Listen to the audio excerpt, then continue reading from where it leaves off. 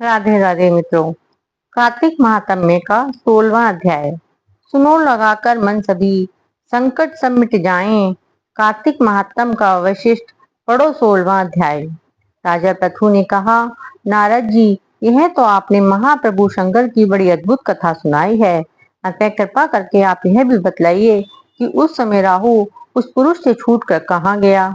ने कहा, उससे छूटने पर वह बर्बर नाम से विख्यात हो गया और मानो नया जन्म पाकर उसने अपने आप को धन्य माना तथा वह धीरे धीरे जलंधर के पास गया।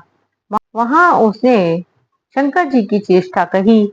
उसे सुनकर दैत्यराज को बड़ा क्रोध आया और उसने सब दैत्यों को सेना सजाने की आज्ञा दी। काल नेमी और शुंभ निशुंभ आदि सभी महाबली दैत्य तैयार होने लगे। एक से एक महाबली दैत्य करोड़ों की संख्या में निकलकर युद्ध के लिए तैयार हो गए। महाप्रतापी सिंधु पुत्र शिवजी से युद्ध के लिए निकल पड़ा। उसके आगे महर्षि शुक्राचार्य और छिन्नसार राहु हुआ। फिर तो उसी समय जलंधर का मुकुट खिसक कर धरती पर आ पड़ा। आकाश में मेघ छा गए और बड़े अपशकुन हुए।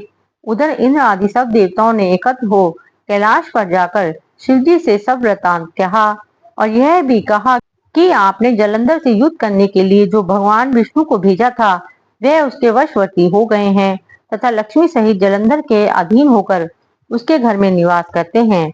अब देवताओं को भी उसके यहाँ निवास करना पड़ रहा है। अब वह सागर पुत्र आपसे युद्ध करने के लिए आ रहा है, अतः आप उसे मार कर हमारी रक्षा करें। देवताओं से यह सब कुछ सुनकर शंकर जी ने भगवान विष्णु से पूछा, हे ऋषिकेश, युद्ध में आपने जलंधर का संहार क्यों नहीं किया और वैकुंठ को छोड़कर आप उसके घर कैसे चले गए। तब भगवान विष्णु ने हाथ जोड़कर शिव जी से कहा, उसे आपका अंशी या लक्ष्मी जी का भाई होने के कारण मैंने उसे नहीं मारा। वह बड़ा ही वीर, बड़ा देवताओं से अजय है। मैं सत्य कहता हूँ कि उसे कोई भी नहीं मार सकता। इस पर लक्ष्मी ने मुग्ध होकर और मैंने स्वयं उसके घर में रहने का वर दे दिया, इसलिए मैं उसके घर में रहता हूँ। हे सूर्य वीर्य विष्णु, आप यह क्या कहते हैं। उस दैत्य जलंधर को मैं अवश्य मारूंगा, इसमें कुछ भी संदेह नहीं है। अब आप सब देवता जलंधर को मेरे द्वारा ही मारा गया जान अपने स्थान को जाइए। तब शंकर जी ने ऐसा कहा तो सब देवता संदेह रहित होकर अपने अपने स्थान को चले गए। ठीक उसी समय पराक्रमी जलंधर अपनी विशाल सेना के साथ कैलाश पर्वत को घेर कर सिंहनाद करने लगा। दैत्यों के नाद और कोलाहल से शिवजी को गुस्सा आ गया। उन्होंने अपनी नंदी आदि गणों को उसके साथ युद्ध करने की आज्ञा दे दी। कैलाश पर्वत के पास भीषण युद्ध होने लगा। दैत्यों ने अनेक प्रकार के अस्त्र शस्त्र बरसाने शुरू किए। भेरी, मृदंग, शंख और तीरों तथा हाथी, घोड़ों व रथों के शब्द से धरती कांपने लगी। युद्ध में कट कर मरे हुए हाथी, घोड़े और पैदलों का पहाड़ सा लगा गया, जिससे कि युद्ध भूमि और भी आगमय हो गई। दैत्यों के आचार्य श्री शुक्राचार्य अपनी मृत संजीवनी विद्या से सब दैत्यों को जिलाने लगे। यह देखकर शिवजी के गण व्याकुल हो गए और उनके पास जाकर सारा वृतांत सुनाया।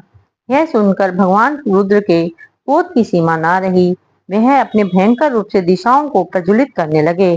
फिर तो उस समय उनके मुख से एक बड़ी भयंकर कन्या उत्पन्न हुई, जिसकी की दोनों जंघाएं ताल वृक्ष के समान थी। वह युद्ध भूमि में जाकर सब असुरों का चर्वण करने लगी। युद्ध भूमि में इस तरह विचरते हुए वह शुक्राचार्य जी के पास पहुंची और शीघ्र ही उन्हें अपने उदर में गुप्त कर लिया। फिर स्वयं भी अंतर्ध्यान हो गई। शुक्र के गुप्त हो जाने से दैत्यों का मुख मलिन पड़ गया और वह युद्ध छोड़कर भागने लगे। इस पर शुंभ निशुंभ और काल नेमी आदि सेनापतियों ने अपने भागते हुए वीरों को रोककर शिव गणों पर बड़ा कठिन प्रहार किया और ऐसे ही शिवजी के नंदी आदि वीर गणों ने, जिनमें गणेश और स्वामी कार्तिकेय भी थे, उन्होंने अपने गणों को रोककर दैत्यों से भीषण युद्ध किया। कार्तिक महात्म्य का 16वां अध्याय समाप्त।